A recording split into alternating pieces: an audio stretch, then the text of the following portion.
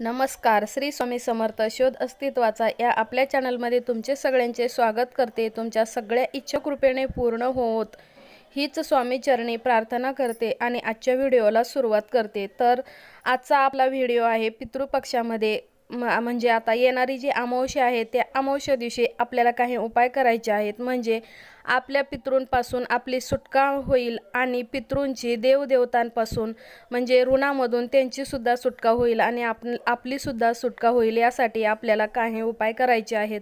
जर आपला प्रखर पितृदोष असेल तर आपण दर अमावस्याला सुद्धा हा उपाय करू शकतो आणि दर शनिवारी सुद्धा हा उपाय करू शकतो.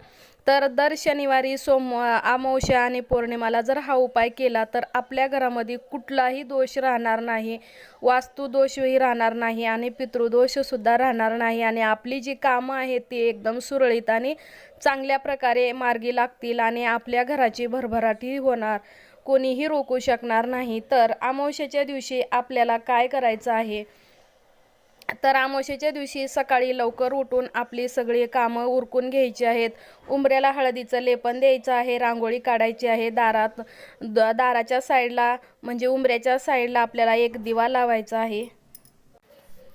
हा दिवा आपल्याला लक्ष्मी प्राप्तीसाठी लावायचा आहे. तो पूर्वे किंवा उत्तरेकडे तोंड करून लावायला पाहिजे आणि एक दिवा आपल्याला अमावस्येच्या दिवशी दक्षिणेकडे तोंड करून आपल्याला पितृंच्या नावाने लावायचं आहे.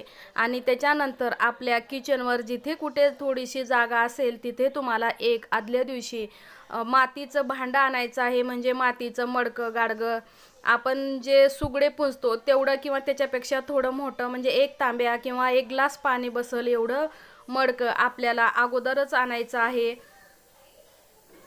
आणि आपल्याला त्याच्यामध्ये त्याच्यामध्ये आपल्याला 5 दुर्वा टाकायचे आहेत आणि 1 चिमूटभर काळे तीळ टाकायचे आहेत. आणि हे मातीचं जे भांडं आहे, गाडगं आहे किंवा माठ आपण म्हणतो, किचन वट्यावर दक्षिण दिशेला ठेवायचं आहे.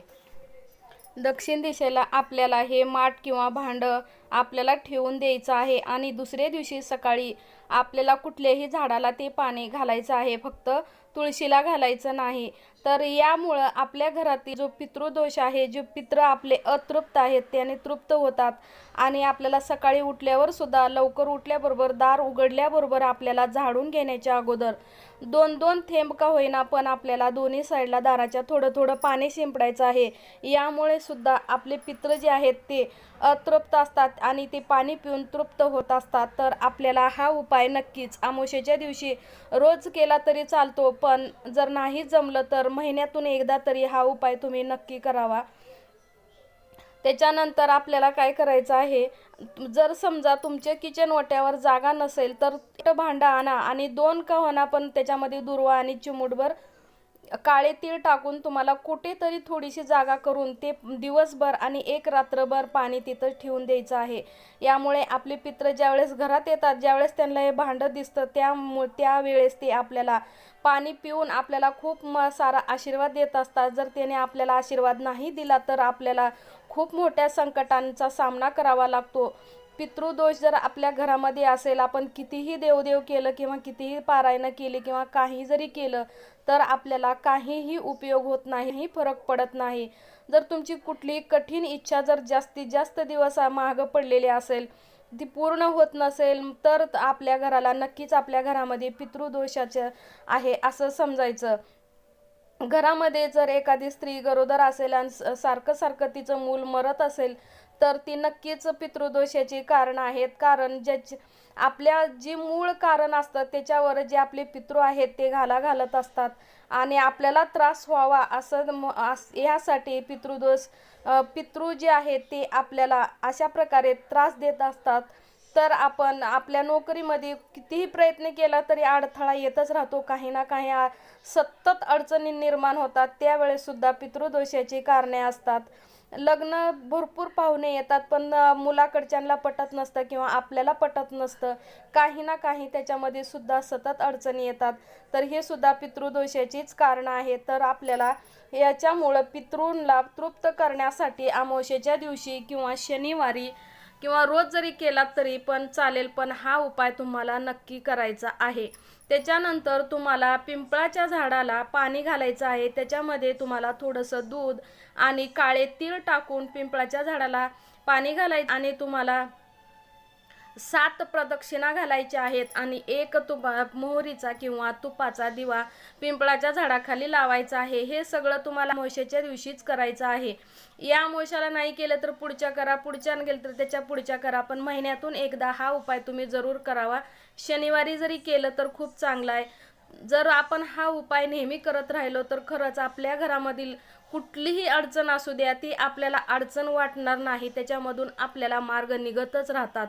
त्याच्यानंतर आपल्याला गव्हाच्या पिठापासून 108 छोटे छोटे गोळे तयार करायचे आहेत आणि तलाव, नदी, ओढा कुठं असेल तिथं तुम्हाला नेऊन ते माशांना खाऊ घालायचे आहेत। आणि ज्यावेळेस तुम्ही माशांना खाऊ घालता म्हणजे ज्यावेळेस तुम्ही टाकता त्यावेळेस ओम पितृदेवताय नमः या मंत्राचा तुम्हाला सतत जप करायचा आहे, किंवा राम राम श्री हरी राम, राम राम श्री हरी राम, किंवा रघुपती राघव राजा राम या मंत्राचा तरी म्हणजे काहीतरी तोंडातून म्हणत म्हणत आपल्याला हे जे गव्हाच्या पिठाचे गोळे आहेत ते आपल्याला नदीमध्ये म्हणजे पाण्यामध्ये जे आहेत जेवढे हे मासे या गोळ्या खातील म्हणजे हे पीठ खातील तेवढा आशीर्वाद आपल्याला भेटतो आणि आपल्याला कुठल्याही प्रकारचा दोष लागणार नाही। त्याच्यानंतर कर्जमुक्तीसाठी तुम्हाला काय कर्जमुक्तीसाठी हा उपाय करायचा आहे। त्याच्यासाठी तुम्हाला काय करायचं आहे, अख्खं खोबळा घ्यायचा आहे। म्हणजे आज खोबरं सुक्क खोबरं दुकानातून आणतो त्यावेळेस हे 2 भाग केलेले असतात, तर 2 भाग नाही, अखंड आपल्याला म्हणजे खोबळा घ्यायचा आहे आणि त्याला वरच्या साईडला थोडंसं गोल आकार असा कट करायचा आहे आणि त्याच्यामध्ये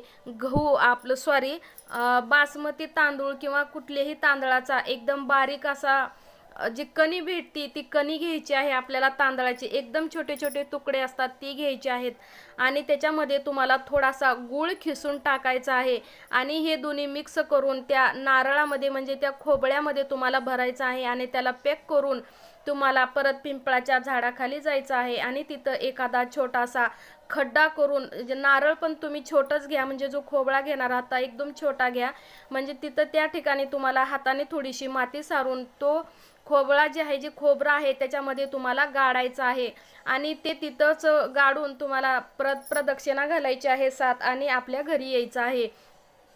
म्हणजे हे जे आहे ते किडे मुंग्या जेवढे दिवस हे खातील तेवढे आपल्या मागची जी कटकट असते जी संकट असते ते यामुळे नाहीशी होणार आणि कर्जातून तुम्हाला नक्कीच मुक्ती मिळणार।